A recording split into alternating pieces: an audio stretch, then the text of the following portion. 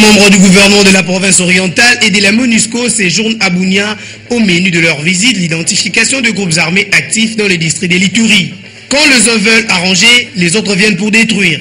L'exemple parfait du terrain de la paroisse Saint-Angèle en passe à 2 au sommet de Mongengengue qui a connu une destruction de la part de riverains. Les stadiums de martyrs vibrent au rythme de la 30e édition de la Coupe du Congo de basketball. 25 équipes en 2 coups pour chercher l'unique place synonyme de vainqueur. Antenne A, le journal James Katomboa. Bonsoir à toutes et à tous et merci d'avoir choisi la chaîne de référence pour votre information. Ouvrons ce journal par une mauvaise nouvelle qui nous vient d'Olizier au Congo-Brazzaville où les léopards locaux football étaient reçus par les Diables Rouges du Congo-Brazzaville en manche retour de la dernière phase des éliminatoires du CHAN Afrique du Sud 2014. Les léopards de Mutubile Santos sont tombés cet après-midi 1-0 devant les Diables Rouges du Congo-Brazza qui se qualifient du coup pour la phase finale de cette édition du CHAN Léopard. Les léopards devront attendre une toute dernière chance pour acheter un ticket pouvant les permettre à atteindre l'Afrique du Sud en janvier 2014. Les autres informations sportives en fin de cette édition. Autre chose à présent, une délégation du gouvernement de la province orientale et les responsables de la MONUSCO séjournent depuis vendredi 26 juillet à Bunia dans les districts de l'Ituri pour une mission d'évaluation sécuritaire. Selon les ministres provinciaux de l'Intérieur, Hubert Molisso, président de cette délégation, il s'agit d'identifier tous les groupes armés actifs en Ituri. Natacha Bomongo nous en parle. Cette mission d'évaluation sécuritaire entre dans le cadre de la résolution 2098 du Conseil de sécurité des Nations Unies qui autorise le déploiement en RDC de la brigade d'intervention de la MONUSCO, a affirmé le ministre provincial de l'Intérieur Hubert Molisso, président de la délégation. Cette brigade doit mener des opérations offensives afin de neutraliser les groupes armés qui sèment la terreur et désolation dans la partie est de la RDC. Selon Hubert Molisso, la délégation a ciblé les territoires où opèrent habituellement les rebelles M23, notamment Ango, Baouélé et pratiquement tous les territoires d'Ituri et même Aru. Le travail de la délégation consiste à identifier tous les groupes armés actifs en Ituri. Après Bunia, la délégation va se rendre en territoire de Mambasa et d'Aru, a-t-il indiqué. Hubert Molisso affirme en outre qu'il revient au gouvernement de la RDC avec les Nations Unies de trouver la solution face à ces groupes armés. Plusieurs groupes armés sévissent en Ituri, dont 4 regroupés au sein de la coalition de groupes armés de l'Ituri, dirigée par le colonel dissident Matata Banaloki, alias Matata, chef de la force de résistance patriotique de l'Ituri. Cette coalition, née en 2012, demande notamment au gouvernement congolais une amnistie en faveur de tous les miliciens opérant en Ituri et la reconnaissance de ces districts comme province de la RDC. On garde Natacha Bomongo qui nous donne cette information sur l'ONG Solidarité des volontaires pour l'humanité, SVH, qui plaide pour que les idées des réfugiés soient prises en compte dans l'élaboration des politiques de protection et d'assistance de ces personnes vulnérables. Reportage.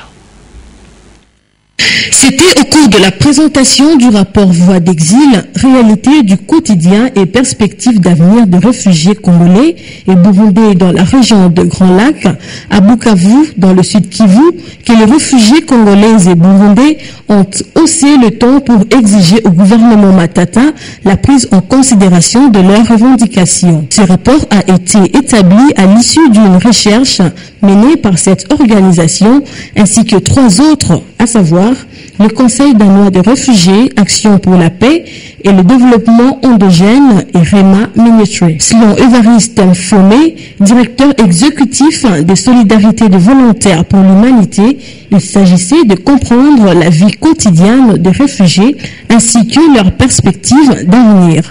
Selon lui, les réfugiés mènent une vie très précaire, caractérisée par une assistance humanitaire à court terme. Selon lui, les réfugiés mènent une vie très précaire, caractérisée par une assistance humanitaire à court terme et leur statut n'est pas bien défini. C'est pourquoi il demande à l'État congolais et au commissariat pour les réfugiés d'avoir une approche plus humaine en les assistant et surtout les associer dans les instances de prise de décision. Traînons encore un tout petit peu dans la partie nord-est de la RDC où Papi Katassi nous signale que la justice congolaise vient de lancer un mandat d'arrêt international à l'endroit des 4 personnalités politico-militaires du mouvement de rébellion M23 réfugiés pour l'instant sur les territoires rwandais. Ces responsables sont poursuivis pour des faits de constitution d'un mouvement insurrectionnel, crime de guerre, crime contre l'humanité. Commentaire.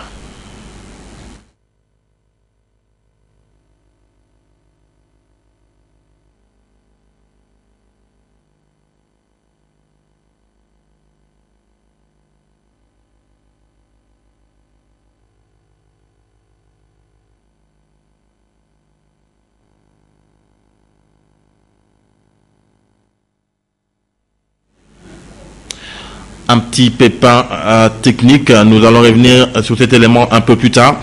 Passons à un autre élément, le processus électoral en RDC doit se poursuivre.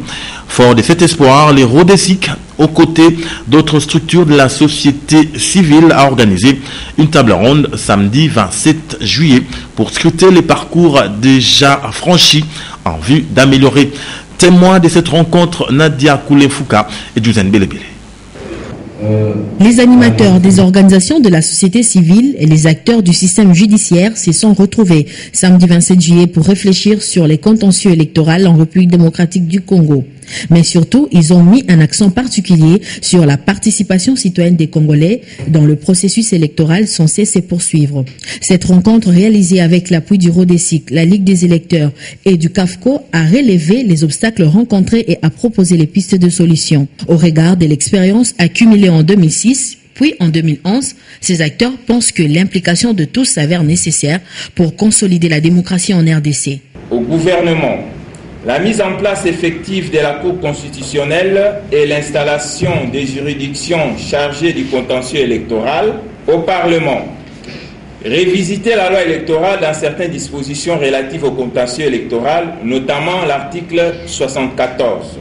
La CENI, les parlements, les partis politiques, la société civile, le gouvernement, les cours et tribunaux, chaque secteur précité a un rôle précis à jouer pour assurer la transparence du processus électoral et promouvoir la culture démocratique en RDC.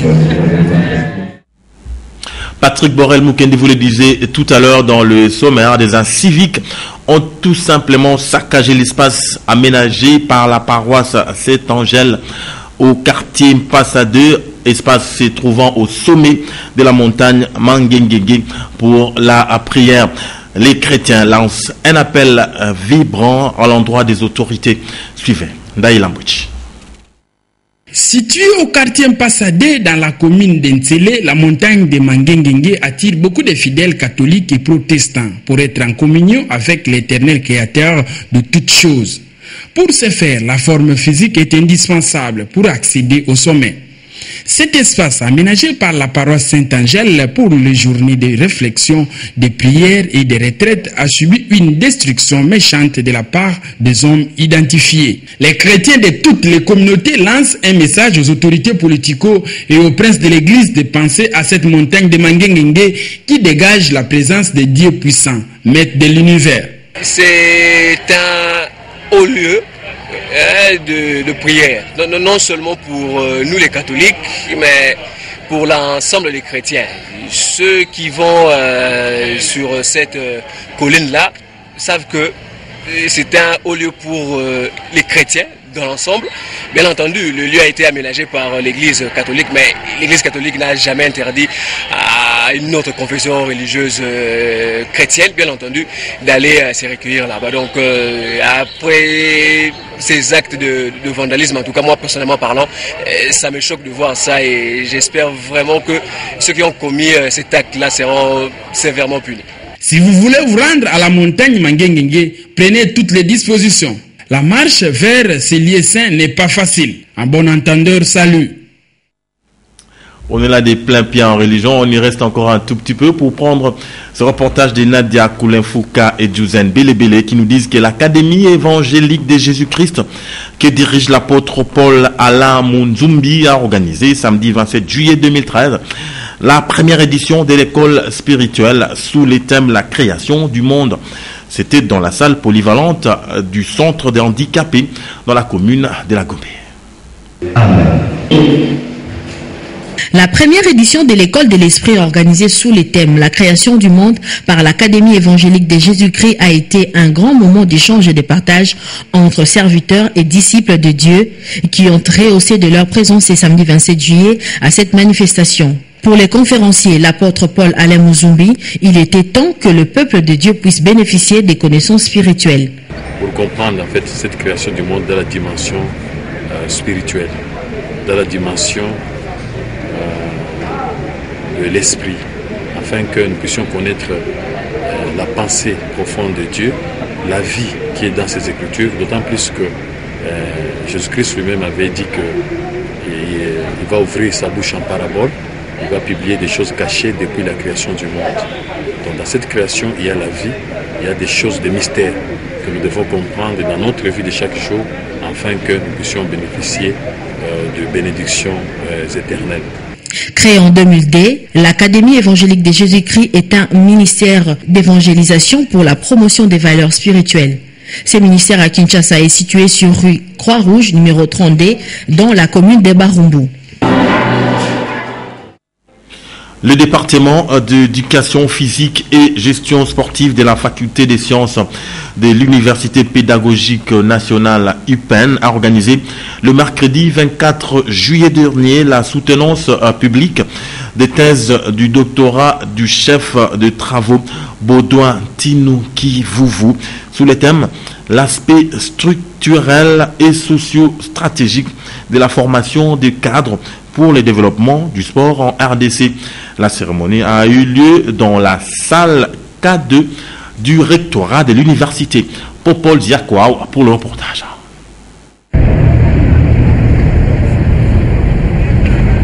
Ayant fait les constats de l'inexistence d'une politique nationale en matière de formation de cadres, cette thèse de plus de 500 pages est présentée et défendue pour l'obtention du titre de docteur en éducation physique et gestion sportive se veut la solution à ces problèmes.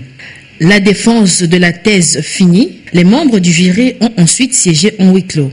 Ils ont accordé aux récipiendaires la mention Grande Distinction. La faculté des sciences de l'Université pédagogique nationale est heureuse de recevoir dans son train de la relève les docteurs Baudouin Tinouki-Vouvou.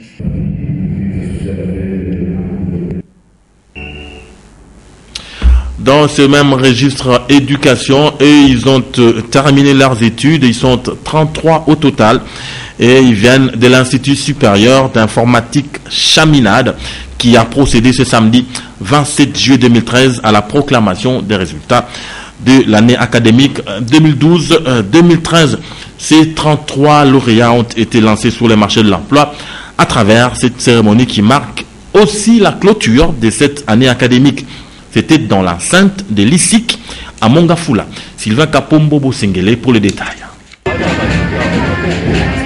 Cette cérémonie de confération des grades académiques aux étudiants de l'Institut supérieur d'informatique Chaminade est la deuxième du genre depuis sa création à Kinshasa il y a de cela 4 ans. Au total, 33 lauréats ont été proclamés gradués en réseau et technique de maintenance ainsi qu'en informatique de gestion. Parmi eux, 15 ont terminé avec la mention distinction. Après la lecture du rapport de l'année académique faite par le secrétaire académique, le moment était venu pour le numéro 1 de l'ISIC de conférer ces titres aux étudiants. Il les a confié la mission d'être des vrais ambassadeurs de l'ISIC dans leur milieu de travail avant de remercier les corps académiques pour tout le travail de qualité abattu durant toute l'année. Nous vous disons merci et vous prions d'être les porte-étendards ou les ambassadeurs de l'ISIC dans vos milieux de travail où vous avez déjà été retenus après votre stage. Nous sommes donc très fiers de vous. De leur côté, les lauréats par l'entremise de leurs représentants ont sollicité des autorités administratives l'implantation des deuxième cycles au sein de cet alma mater, une façon de valoriser cette œuvre tenue par les religieux marianistes. Il faut souligner que l'Institut supérieur d'informatique et Chaminade se diffère des autres par le fait qu'il n'autorise pas la vente des syllabus aux étudiants et l'accès dans la salle des machines pour ses apprenants est gratuit. Après les recherches de longue haleine, les chercheurs en télécommunications ont réussi à produire la fibre optique, considérée comme l'autoroute de l'information. Nos reporters ont effectué la descente auprès des scientifiques pour s'imprégner de l'implication de cette œuvre au profit de la science. Popol Ziakwa. La fibre optique est considérée comme un simple moyen de communication de très grande capacité en utilisant un fil fabriqué avec du fer et en lui faisant passer de la lumière. Dans un milieu de production de connaissances qui est l'université, la fibre optique va permettre une meilleure visibilité des informations et une grande diffusion de savoir. En nous connectant aujourd'hui à cette fibre optique, nous augmentons notre capacité de transfert des données. Mais ça, c'est très important pour un milieu, pour notre milieu comme l'université. Le système d'enseignement doit s'adapter aux nouvelles situations, à la nouvelle technique.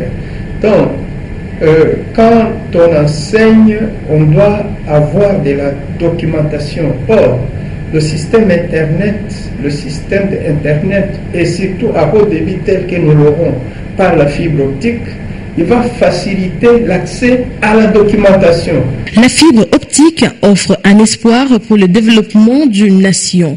Il est demandé à la population congolaise de croire à ces projets, car son lancement n'a pas été un échec, mais plutôt un point de départ.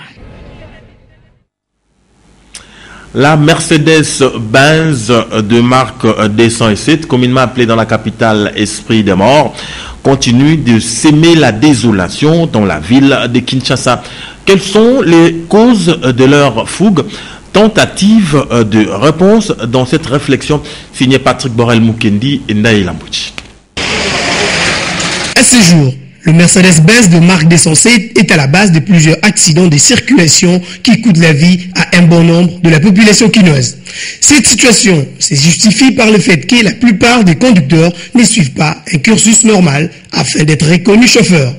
D'autres, par contre, se font la folie au volant et ne respectent pas le code de la route. On compte parmi eux le receveur des taxibus qui deviennent par la suite des conducteurs quelques mois après. Face à l'adage qui les soumet en épreuve, à savoir boire ou conduire, les chauffeurs de Kinshasa se disent plutôt non concernés. Car pour eux, la force qui les pousse à bien faire leur travail provient de l'alcool. Grave est de constater que les 10 chauffeurs prennent même de bière brune ou des whisky communément appelés Supunatolo aux heures de service.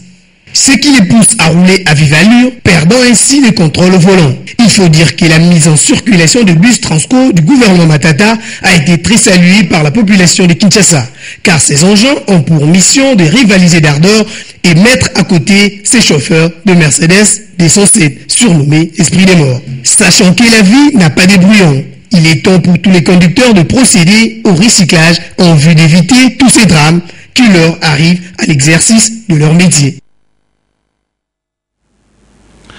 En sport, la 30e Coupe du Congo de basketball a été ouverte hier au Stadium des Martyrs et cette compétition ira jusqu'au 4 août 2013. Ndaye Lambochi et Sylvain Kapombo Bosengele nous font revivre ici l'ambiance qui a régné au Stadium des Martyrs lors de cette séance d'ouverture.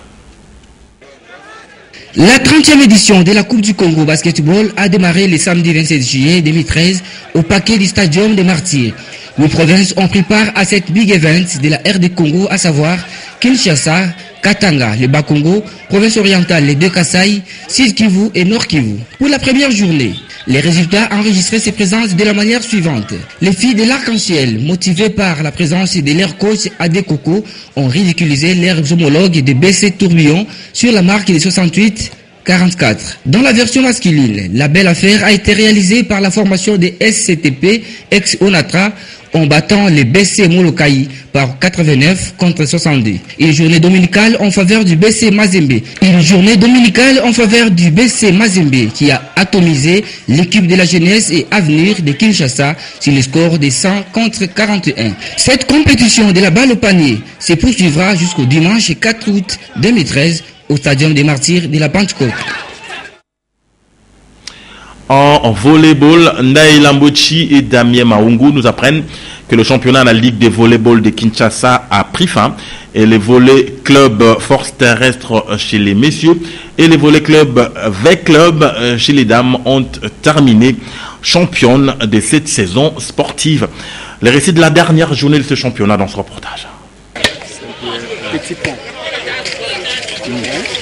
La 43e édition de la Ligue de volleyball de Kinshasa s'est clôturée le samedi 27 juillet 2013 au complexe Omnisport du Stade des Martyrs. Deux rencontres très mouvementées et disputées. Dans la version masculine, le volley club Fort Terrestre continue de dicter sa loi en écrasant le volley club Espoir de Christian Matata sur un score de 3-7 à 1. Soit 25-18, 18-25, 25-19 et 25-14. Les ambitions sont claires pour la Coupe du Congo de la spécialité. La seconde explication chez les dames, un match de formalité pour les Banambongo. Les Vekebiennes ont subi une défaite devant la formation de VC Kano d'Enjili sur la marque de 1-7 à 3. Les organisateurs ont décerné les brevets de participation et les trophées aux récipiendaires. Il s'est développé cette année un bon championnat. Les équipes ont y atteindre un niveau idéal par rapport aux années passées, donc je suis satisfait. Le bilan, je crois, sans crainte d'être contredit, que le bilan est positif. À présent, les regards sont tournés vers la Coupe du Congo prévue au mois d'août dans la province du Bas-Congo. Depuis un certain temps, les tout petits enfants sont initiés au Jiu-Jitsu au stade de Martyrs. Maître Fabien Kitenge et son club Aigle Force profitent donc de cette période des vacances pour organiser cet encadrement de la jeunesse. Ndaye Lambochi et Mathieu Ngadipofi. Des enfants de 3 à 16 ans apprennent le Jiu-Jitsu et self-défense pendant cette période de vacances au club Aigle Force de Fabien Kitenge. À cet effet, des séances spéciales sont organisées pour permettre aux élèves Jiu-Jitsuka de bien profiter de leur temps de repos. Ces derniers sont initiés en technique de base, à l'endurance et autres exercices de Jiu. Le futur champion de la discipline de Daniel Kangalou se régale bien. Pratiquer le sport, c'est bien aussi pour la santé. Aujourd'hui, on nous a appris les coquilleries dans le midi. Tous les entraînements que nous pratiquons, on a fait ça et donc c'était bien passé. On avait dit qu'on part au stade, on est venu s'entraîner, c'était bien passé. On nous a montré les académies, les projections, les clés. Nous sommes habitués à nous entraîner, mais cette fois-là, c'est dans un cadre purement spécial. L'encadrement des enfants pendant la période des vacances. Donc toujours à partir de notre discipline là. Comme vous le savez, le sport de combat n'a pas d'âge. Les parents qui sont restés à la maison avec leurs enfants, qui envoient les enfants, ils ont tout le temps, pendant toute l'année, ils ont tout le temps à aller à l'école, à faire des histoires, mais ce temps, c'est pour leur repos. Cette formation de Jiu-Jitsu et self-défense se poursuivra jusqu'à la fin des grandes vacances au club Aigle Force de Fabien Kitenge, situé dans l'enceinte du stade des Martyrs, précisément au Cap Gymnase, aux parents d'amener des enfants pour apprendre le Jiu-Jitsu. Ndaye Ilambochi était les chefs de cette édition. Léonard Mouemeri en était les réalisateurs. Il me charge de vous dire grand merci pour votre sympathique attention. Vous l'avez compris, c'est bien la fin de cette session d'information. Grand merci à vous de l'avoir suivi. Excellente suite des programmes sur la chaîne des références.